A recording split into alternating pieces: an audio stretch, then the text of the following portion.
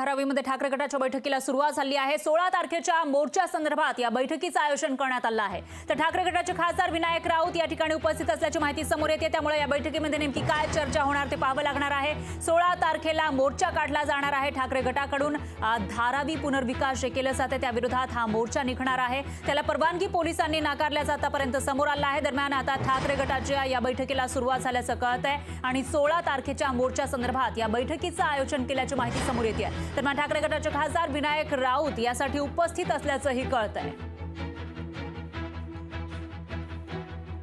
त्यामुळे या बैठकीमध्ये नेमकी काय चर्चा होणार आणि 16 तारखेचा हा जो मोर्चा आहे ठाकरे गटाचा तो नेमका कशा पद्धतीचा असेल आणि पोलिसांनी जेव्हा परवानगी नाकारलेली आहे त्यानंतर सुद्धा हा मोर्चा काढला जाणार का हा प्रश्न या ठिकाणी उपस्थित होतोय। दरम्यान बैठकीला सुरुवात झाली आहे आणि मुख्य म्हणजे धारावीच्या प्रश्नासाठी धारावीमध्ये जो पुनर्विकास प्रकल्प राबवला जाणार आहे त्याच्या विरोधात हा मोर्चा निघणार आहे आणि त्यासाठी धारावीमध्येच ठाकरे गटाची ही बैठक होतीये।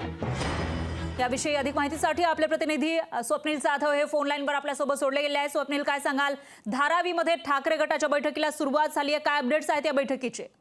परत धारावीमध्ये ठाकरे गटाच्या बैठकीला सुरुवात झालेली आहे। धारावी धडक मोर्चा जो असणार आहे ठाकरे गटाकडून हा उद्या म्हणजेच 16 डिसेंबरला शनिवारी हा मोर्चा आयोजित करण्यात आलेला आहे आणि मोर्चा संदर्भात रणनीती ही ठाकरे गटाकडून या ठिकाणी आखण्यात येते। एकूणच यामध्ये धारावीकरांचे मूलभूत प्रश्न असतील ते मांडले जातील। धारावी पुनर्विकास प्रकल्पामध्ये धारावीकरांना छोटी घरं मिळतात, त्याचबरोबर त्यांना 500 स्क्वेअर फूट पर्यंतची घरं मिळावी आणि धारावीकरांचा जो काही स्थलांतराचा मुद्दा आहे तो धारावीतच असला पाहिजे अशा प्रकारची मागणी या ठाकरे गटाकडून सुद्धा होते आणि धारावीकरांच्या पाठीशी आता ठाकरे गट ठाम उभा आहे। या ठिकाणी मात्र या मोर्चामध्ये किती जणांनी सहभागी व्हावं, कशा प्रकारे सहभाग नोंदवला पाहिजे, धारावीकरांनी आपली दुकानं किंवा त्यांचा रोजगार एक दिवसासाठी बाजूला ठेवून या मोर्चामध्ये यायला पाहिजे अशा प्रकारच्या एक आव्हान या ठाकरे गटाकडून या धारावीकरांना सुद्धा करण्यात येते आणि त्या संदर्भात सर्व रणनीती या बैठकीमध्ये ठरते। फरा निश्चितच स्वप्नील, धन्यवाद तुम्ही दिलेल्या या सविस्तर माहितीसाठी।